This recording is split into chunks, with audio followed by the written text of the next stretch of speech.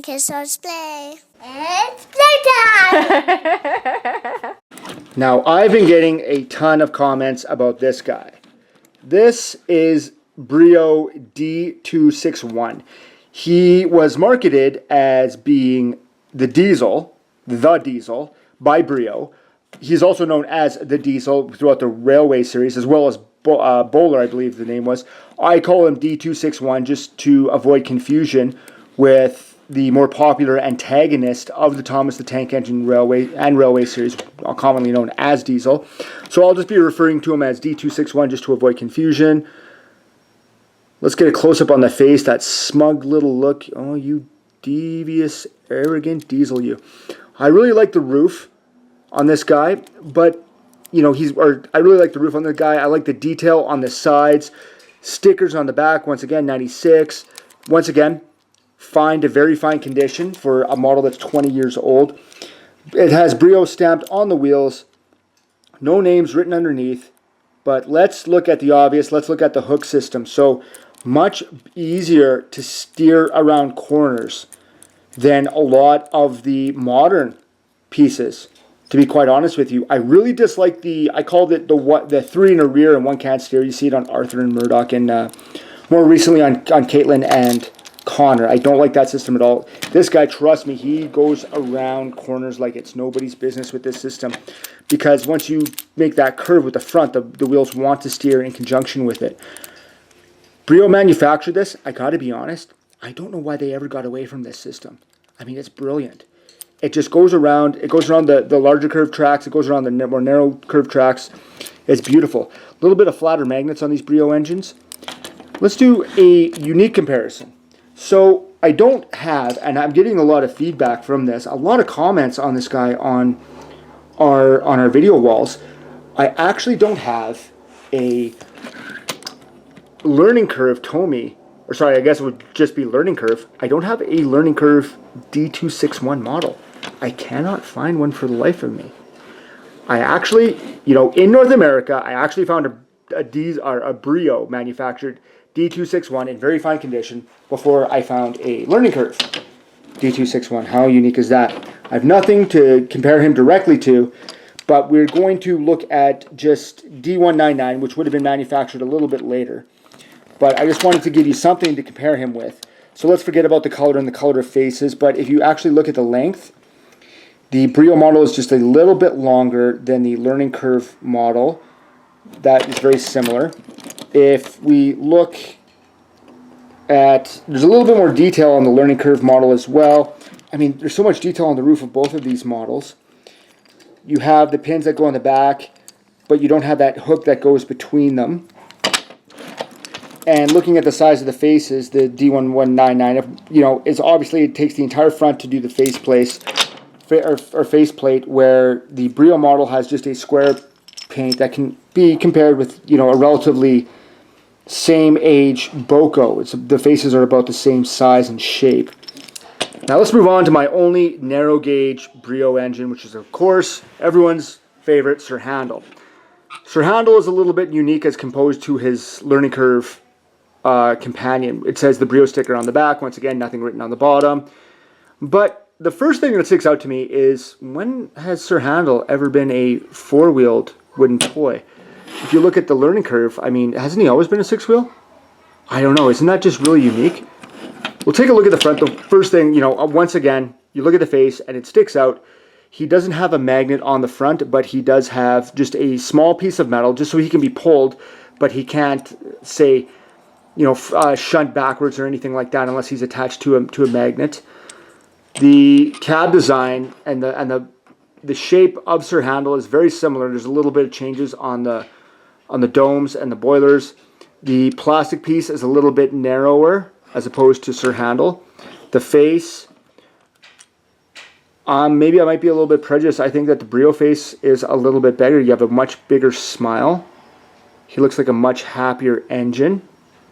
The eyebrows are a little bit more detailed. There's more depth in the eyes. The nose is just extraordinary. Sir Handel, you know, he's a very handsome man. I will tell him my man in the hill stories, says Sir Handel. But great detail. Of course, it says Sir Handel on his dome. And it's got the number 3 on the side. A little bit more paint detail on the Learning Curve brand. I really find it unique, you know, this little piece of metal right on the front of Sir Handel and Thomas, but not on the front of James or Gordon.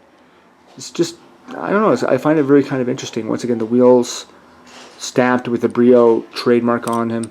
And I mean, you know, that's most of the paint gone. That's the biggest scratch I got on that is right around the cab. Once again, Sir Handel in really excellent condition there. So here we have Brio Clarabel. This is the last piece in my Brio Thomas the Tank Engine collection. Sticker on the back of Clarabel. Yes, I do own Clarabel. No, I do not own Annie. But we're going to take a look at Clarabel anyways, and we're going to actually find a piece that predates this Brio piece. The Brio sticker on the back, once again, says 1996. We'll have to take it at value and say that these were manufactured between 96 and 2000. So let's bring in this Clarabel, which is a very interesting piece. I have this old Clarabel, which my fans have identified as either being a prototype due to the staples in the bottom and the no names, or a 1992 or 1993 model Clarabel. And I do have the matching Annie for this as well. If you look inside the wheels, it's hard to focus. There's absolutely nothing written inside any of the wheels on Annie or Clarabel. We have the staples in the bottom of both the Annie and the Clarabel, but these would be on the outside, you know, 4 to 8 years apart, these manufacturers. You know, taking a look at the face, you can definitely tell that it's the Clarabel engine as opposed to, you know, the Annie engine, which usually has a more worried look on her face. Put it on the same time. I've always really liked the styling on the sides of Thomas's cars, where it's handwritten there in Clarabel. I mean, the calligraphy, I've always found it attractive. They're about the same size in length. You have the nails that go on top of the Learning Curve that are once again absent, as they were with Toby. They're absent in the Brio brand, but they do have the screws in the bottom. Metal plates are stamped with Brio on the back. A little bit rounder magnets, not too flat.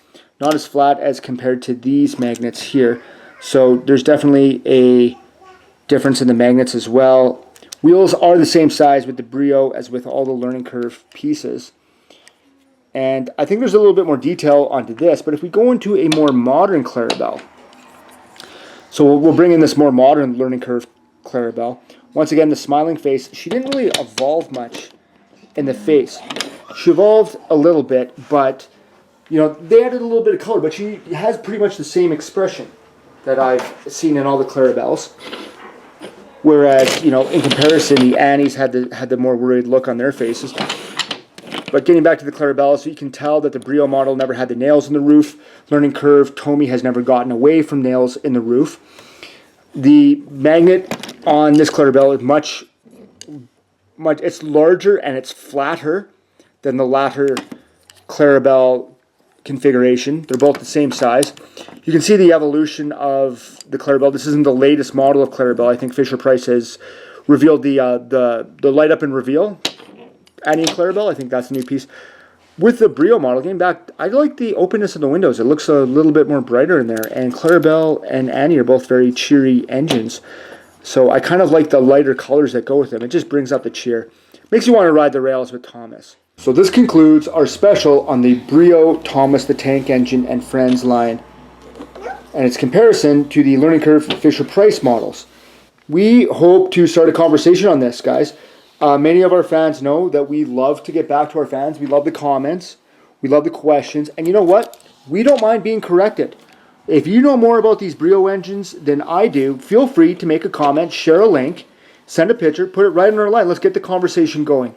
We love our community. We love being collectors. We love talking with other collectors. And we love to see what's out there. And I know I'm going to get some more slack on this. Guys, feel free to make comments on these old Annie and Clarabels that I have.